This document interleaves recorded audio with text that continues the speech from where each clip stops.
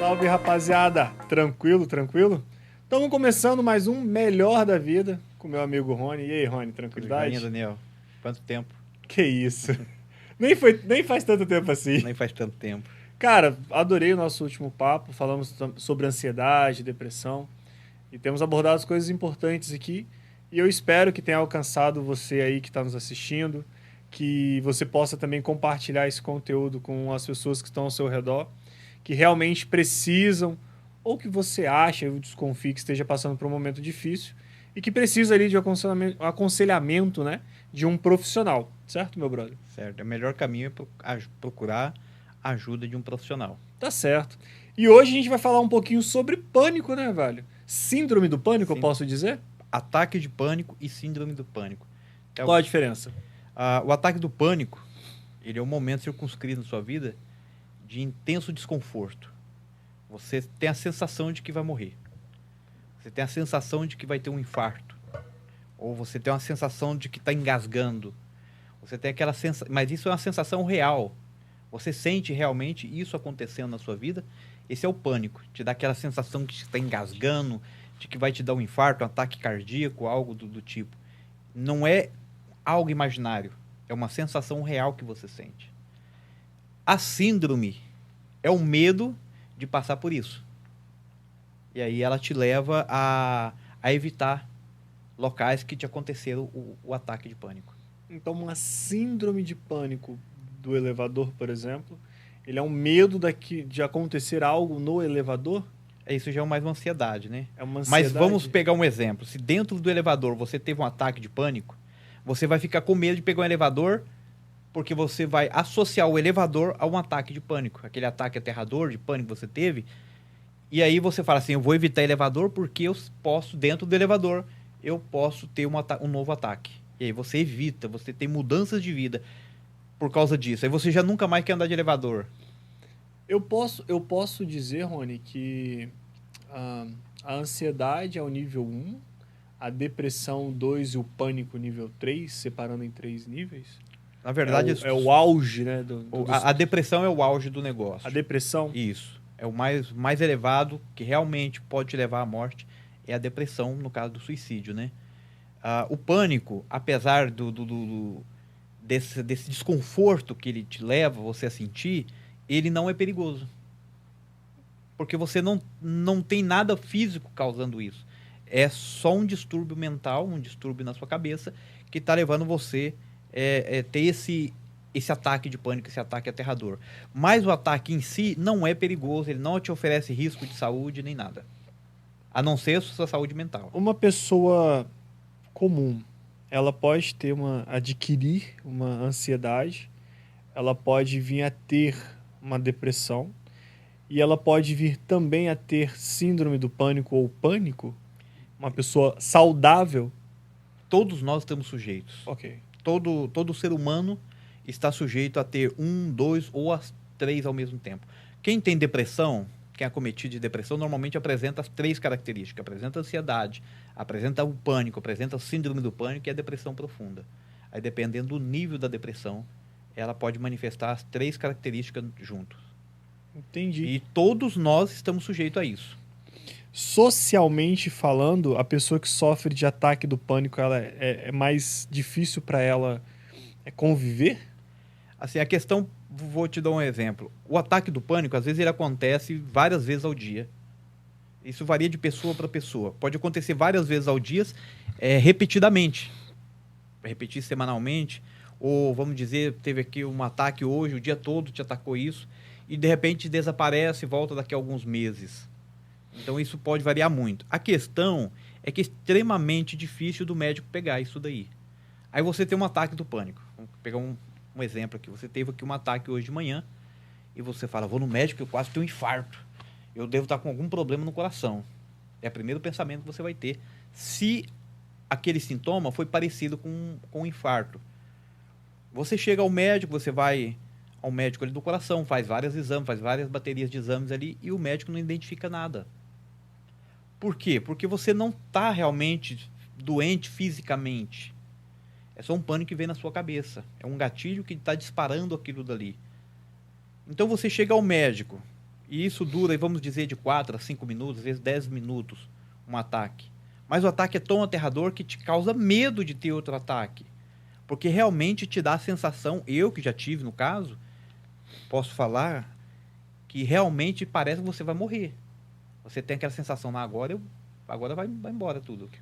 Quais foram os sintomas que deu em você quando você teve um ataque do pânico? Parecia que me deu um infarto, falta de ar, e aí o coração disparando, e eu tentava puxar o ar não entrava, e o coração cada vez mais disparando mais rápido. Então dá aquela sensação de que meu coração vai parar. Se continuar... Chega a dar uma dor na nuca? Dor na nuca, tensão nos ombros, dor torácica. É literalmente bem parecido com infarto, né? Bem parecido, muito parecido com infarto. Princípio de infarto. Sim. E aí na sua cabeça você não sabe se teve um infarto, você tem que ir ao médico. Porque às vezes pode ser um infarto, você não sabe o que está acontecendo. Aí você vai ao médico, o médico faz ali uma bateria de exames e ele fala assim, olha, você não teve nenhum princípio de infarto. Aí você fala, então eu tô ficando maluco? E você começa a gerar medos de perder o controle nessa situação. Medo de que realmente você esteja maluco, porque, peraí, eu fui no médico e o médico não identificou nada. O que eu vou fazer então? É por isso que você precisa ir um especialista da área mental, um psicólogo, um psicanalista, um médico psiquiatra, para identificar, até porque você começa a ir no médico e o médico fala assim, poxa, já fizemos um monte de exame, cara, você não tem nada. E aí o médico ele tem que te encaminhar para um especialista da área mental realmente para você tratar isso. Fala, olha, você tem síndrome do pânico, você pode ter a síndrome do pânico. Então, vou te encaminhar aqui para um psicólogo, vou te encaminhar para um psiquiatra, para um psicanalista, para que eles possam identificar se de fato é uma síndrome do pânico ou só um ataque de pânico. Entendi. Dentro da psicanálise, como que é identificado e tratado uma pessoa com ataques, síndromes de pânico? Então, o tratamento, você identificando que de fato não é um problema físico, não é um ataque cardíaco que você está tendo, não é um ataque cerebral que você está tendo, você já fez todas as baterias de exame e você descartou isso daí. Então, o que nos resta é o pânico. De fato, você está tendo um gatilho mental aí que está dizendo que você está com pânico. Então, identificamos, diagnosticamos que a pessoa de fato está com pânico. Está tendo ataque de pânico e síndrome do pânico.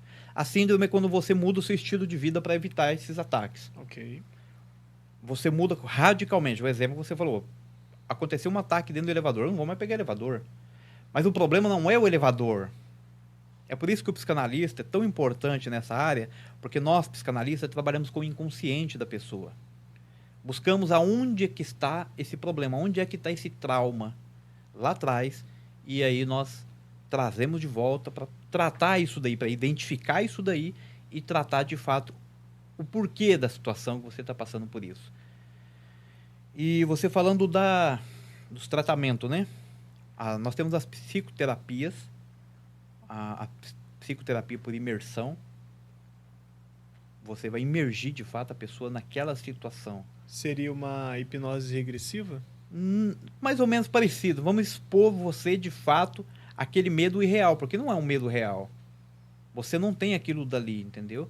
Mas eu preciso te expor naquela situação. Você tem que passar por aquele desconforto novamente, mas de forma dosadas e controladas. Um profissional do seu lado, olha, calma, não vamos mais, porque você não vai dar conta de passar por isso daí. Então, a terapia de exposição, que a gente chama terapia de exposição, leva você a enfrentar o medo. Você precisa enfrentar esse medo. Às vezes a pessoa pode até sair sozinha do ataque de pânico, quando ela aprende a identificar isso daí. Se ela é uma pessoa que se informa, que lê, não, eu estou com síndrome do pânico, estou com ataque do pânico, e eu mesmo vou enfrentar esse negócio. Tem muitas pessoas que não procuram um profissional, mas é mais aconselhável que você procure um profissional para você aprender a lidar com os traumas que está te causando esses ataques. Porque o ataque ele não acontece... Ele tem que ter um motivo, entende? Ele tem que ter um motivo para estar causando isso em você. Então, na psicanálise, nós buscamos no inconsciente o porquê que você está tendo esses ataques. É como eu citei vários exemplos nos outros. Vou te citar aqui um exemplo de falar em público, que pode te dar um ataque de pânico. Como eu falei, de falar aqui, ninguém vai me matar por isso. Eu não tenho um real perigo de me expor aqui em público. Eu posso ir para frente, ninguém vai chegar e vai me dar um tapa na cara porque eu estou falando.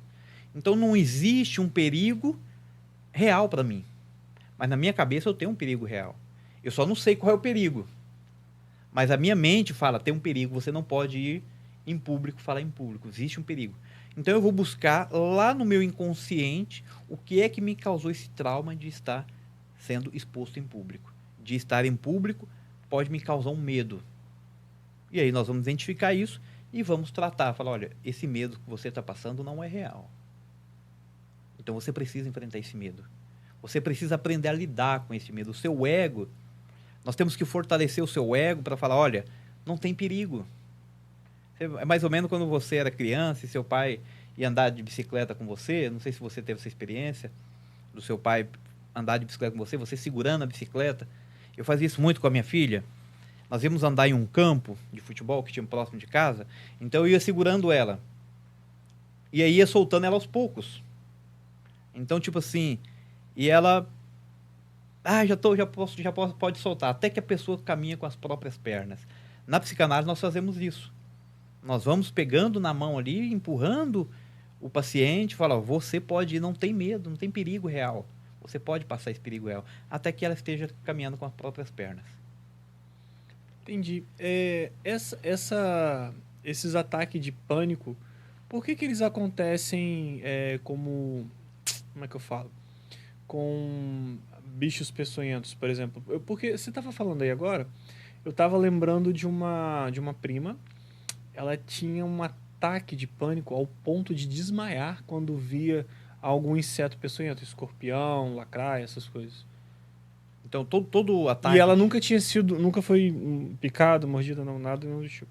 Veja bem, quando nós somos crianças, nossos pais contavam muitas historinhas para nós. E essas historinhas ficam guardadas de certa forma.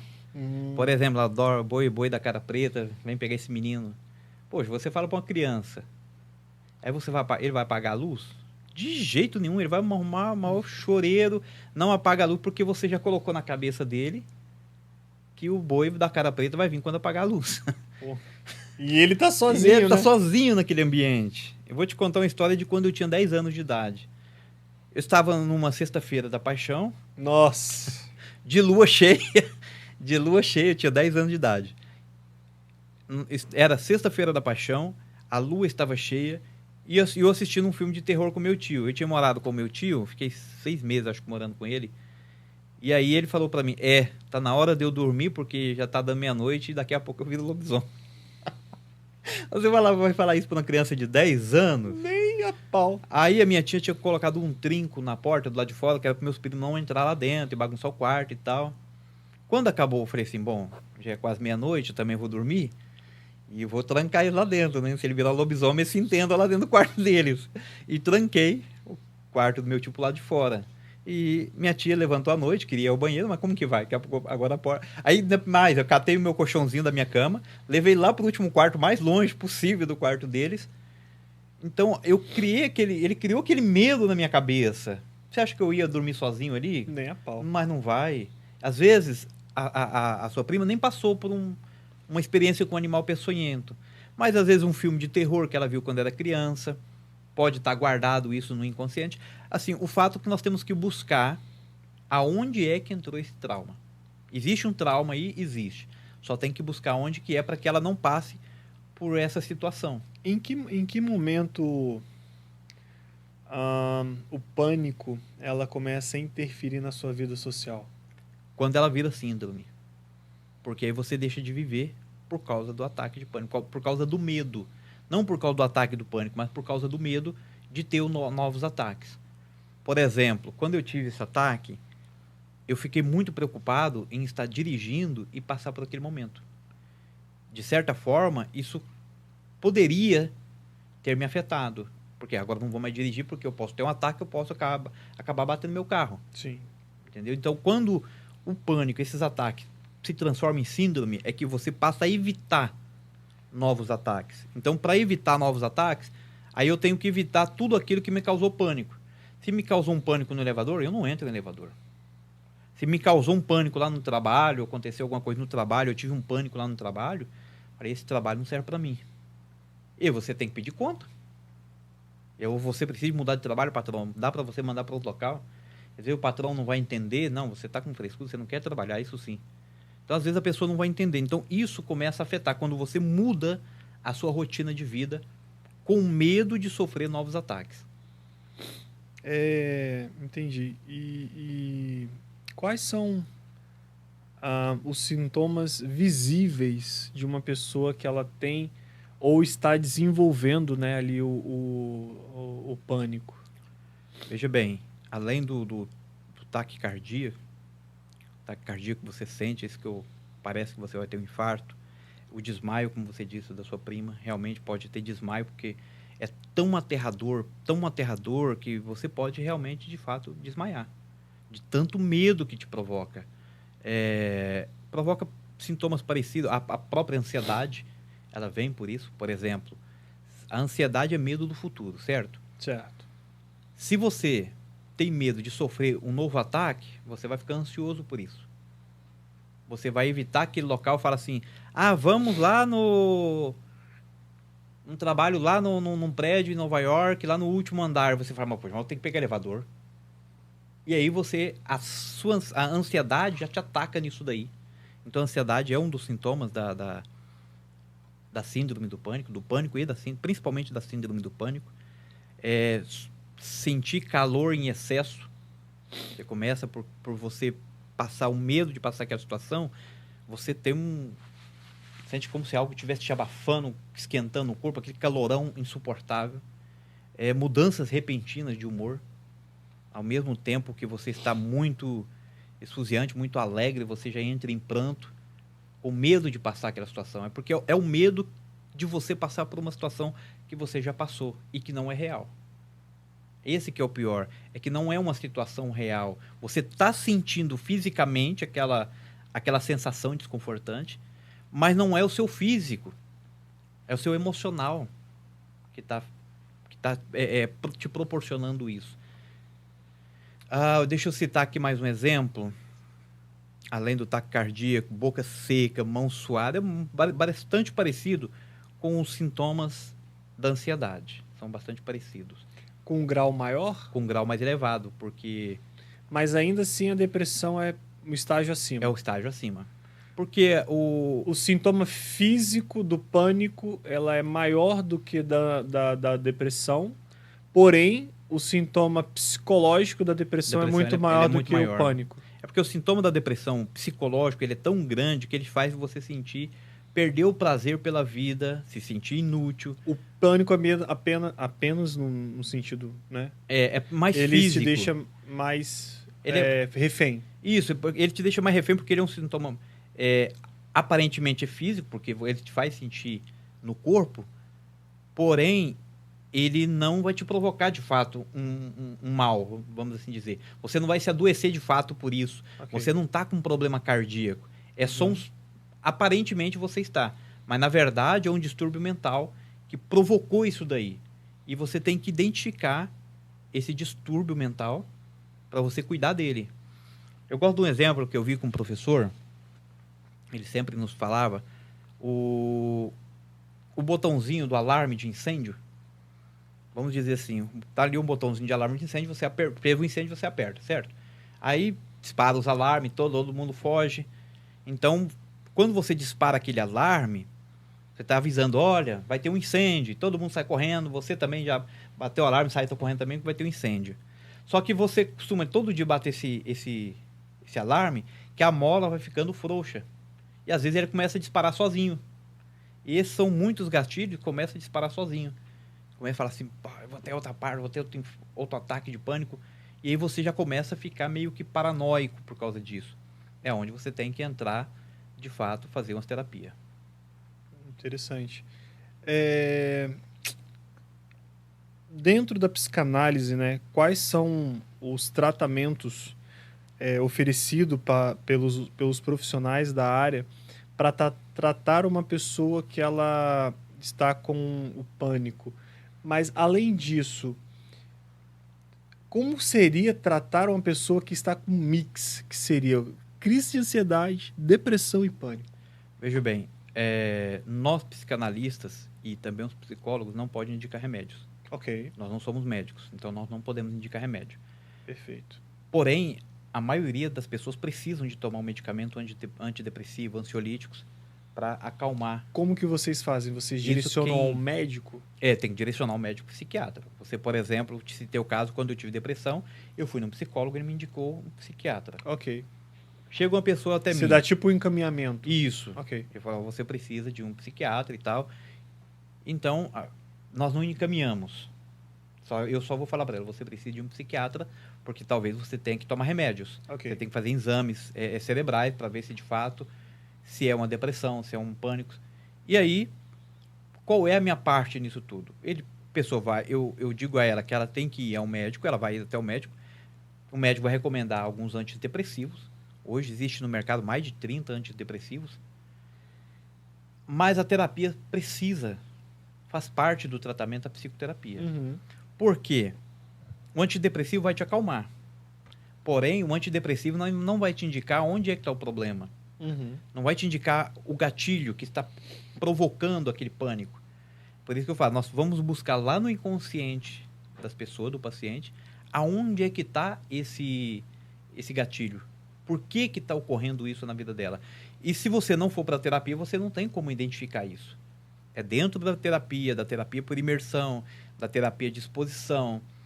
É nessas ocasiões é que nós vamos identificar aonde é que está o problema e como enfrentar esse problema. Como seria uma terapia por exposição? Expor ela ao problema? Expor ela ao problema. Até que... Até que ela aprenda a suportar. Mas isso ele vai subindo níveis ou ele já vem pelo nível extremo? Não, todos os níveis. Porque se a pessoa está tendo a síndrome do pânico, é porque ela está com medo de sofrer novos ataques. Então você tem que expor ela de forma real ou imaginária a um ataque semelhante, a um problema semelhante, para que ela entenda que aquilo dali não é real. Na TCC, na terapia cognitivo-comportamental, ela justamente te mostra que você precisa enfrentar e identificar que seu medo não é real. Esse medo que você está passando, esses sintomas todos que você está passando não é real. É só algo emocional. Entendi. E na terapia por indução, como funcionaria? Esse é um pouco mais pesado. Você expõe a pessoa por mais tempo ao medo que ela passou por Mas ela precisa já ter criado uma certa resistência para chegar à indução? Ou já vai meio que na pancada mesmo? São casos e casos. Você precisa de ver cada caso de cada pessoa. Porque essa é menos recomendada, porque muita gente não suporta. É o caso que você falou. Como que você vai pegar a sua prima lá, que ela tem síndrome, tem ataque de pânico contra animais peçonhentos? Como que eu vou colocar ela perto de uma cobra? Ela não vai suportar isso, entendeu? Ou vou mostrar uma imagem de uma cobra atacando ela. Então, hoje é menos utilizada por ser muito forte. E a pessoa pode não suportar e pode acabar abandonando o tratamento. Porque aí na cabeça dela, ela vai falar assim, ó, eu tô indo lá e tô voltando pior. Eu tô voltando com muito mais medo.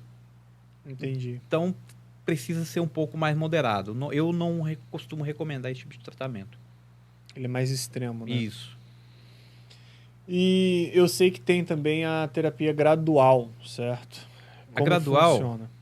A gradual jamais, a pessoa que direciona. Olha, eu posso ir até tal nível. Eu me conheço. Eu não posso ir até onde você está querendo que eu vá. Porque normalmente somos nós, os psicanalistas, quem conduzimos a pessoa. Você precisa enfrentar seu medo. Só que eu não sei a sua realidade. Eu não sei a sua resistência. E você fala, Rony, calma, que eu não posso chegar, eu não posso passar desse nível. Então é a pessoa que fala, olha, eu vou direcionando mais se eu suporto, se eu não suporto, a quantidade de tempo. Entendeu? Aí depende mais do paciente. Ô, Rony, dentro dessa terapia gradual, a gente pode... Como é que eu falo? Entrar com uma hipnose gradual? Sim, de certa forma, sim. Porque Desculpa te interromper, mas é refutado hoje a hipnose. Sim. Muitos psicólogos, até psicanalistas também, não concordam com a hipnose. Porém, eu tenho casos de amigos que fizeram e ok, deu certo, funcionou. E eu tenho um relato de que a hipnose, principalmente a hipnose, como é que fala? Que você faz a regressão, né? Uhum. Regressiva, você tem que estar suscetível a fazê-la. Se você não tiver suscetível, Você não não vai dá fazer. certo. Então, a gradual, ela funcionaria bem como essa hipnose? Então, funcionaria, assim, apesar que a maioria hoje não utiliza mais essa técnica. Ela é de Freud, essa técnica? Freud foi a primeira, vamos dizer, a primeira terapia que Freud tentou foi regredir as pessoas. Na verdade, nada mais é do que expor ela a aquela situação que ela passou. Mas, por exemplo, você vai expor essa situação quem está com pânico, porque não é um medo real. Então é só algo emocional dele. Mas já não funciona para outros tipos, por exemplo, a depressão, para quem tem psicose já não funciona. Então são casos e casos. Você tem que ver de fato o que é que a pessoa tem para você tratar ela de acordo com as técnicas psicoterápicas. Entendi. Quando se trata a parte do pânico, automaticamente a pessoa está sendo tratada na depressão? Eu posso correlacionar? Nem sempre quem tem pânico tem depressão. Oh, Mas a maioria que tem depressão tem pânico. entendi. Então, por exemplo, quando eu tive ataque do pânico, por exemplo, na época que eu tive depressão, me desenvolveu ataque de pânico. Passado anos, isso foi o que? 2013. Depois eu fui sentir novamente outro ataque em 2019. Já não tinha mais depressão. 6 anos depois. Eu já não tinha, mas ficou um resíduozinho lá. Então, ou seja, eu tinha ataque, mas já não tinha mais depressão. Porém, quando eu tinha depressão, eu tinha uns ataques. Entendi. Ataques de pânico, de que alguém vinha me matar, de que alguém ia me sabotar no meio da rua. Uma loucura. Eu lembro uma vez que uma moto me fechou, quase deu um infarto no carro. Falei, pronto. Eu posso ligar diretamente o meu medo de cochilar no carro ao acidente que eu tive como um tipo de certo de pânico ou é apenas um trauma? Na verdade, é uma síndrome do pânico. É uma síndrome. É o porque medo de capotar novamente. Agora você dorme no passageiro? Hoje já consigo. Eu já consegue, mas Hoje- no início você não dormia. Não. Ou seja, você mudou o seu comportamento por causa de um ataque que você teve, um trauma que você sofreu. Ele te levou à síndrome, porque você parou de dormir. Aquela confiança que você tinha, você já não tem mais. Peraí, eu tenho que ir acordado, porque e agora eu quero ver. Se acontecer alguma coisa, eu posso fazer, posso antecipar. Então, isso é uma forma de síndrome. Que a síndrome é saída do ataque com medo do próximo ataque. Eu posso, de fato, ter um ataque lá na frente. Então, é uma síndrome. Já saindo do ataque, do pânico. Mas é um medo real, porque você passou por aquilo dali. Então, você tem tanto medo agora que você fala, agora não dá mais para dormir. Do lado de ninguém que esteja dirigindo. Eu quero estar no controle da situação. Uma vez que eu consigo relaxar é porque eu venci o medo. Exatamente. Você consegue passar por aquilo dali, significa que você venceu, enfrentou o seu medo real, o seu medo que você tinha, e de fato viu que aquilo ali não é real, realmente você não vai mais passar por aquilo ali. Então você superou e agora você pode dormir tranquilo, dependendo de quem está na direção. Às vezes não dá, né? Mas esse cara não dá para dormir. Tem uns que não capota não, mas sempre dorme no volante. Dá uma cochilada. Ronizão, cara, eu tô super satisfeito com o bate-papo de hoje e eu quero te fazer um convite e desafio. Eu queria que a gente, nos próximos 4 episódios que a gente vai fazer, a gente abordasse psicopatias, narcisismo, entre outros, e a gente aprofundasse nisso um pouquinho, porque tem muita gente que sofre na mão de narcisistas, de pessoas enfim, que sofrem de um transtorno e acaba aprisionando o outro, né? Sim. De alguma forma. Então eu te desafio a gente entrar nesse tema nos próximos, e vai ser um tema com certeza muito interessante, e aguardo, ansioso para gravar. Vamos sim. Tem muita coisa interessante pra gente estudar, esclarecer a mente das pessoas, porque assim, conhecimento, cara, nunca é demais. E quanto mais conhecimento nós temos e autoconhecimento pessoal, mais bem eu vou me lidar com a minha própria vida e com aquelas pessoas que me rodeiam. Não, show. Obrigado mais uma vez. Para vocês que assistiram, falamos hoje um pouquinho sobre pânico. Se você se reconhece em alguma dessas situações, entre em contato aí com o Santana Rony, para que possa estar tirando as suas dúvidas. E fiquem ligados, porque nos próximos vamos falar sobre psicopatias, algum tipo de distúrbio de personalidade, pessoas narcisistas, namorado, esposas, maridos, mãe, pai. Casos Então, de bipolaridade. Bipolaridade, enfim. Fica de olho. Até a próxima. Fica com a gente que é sucesso. Valeu!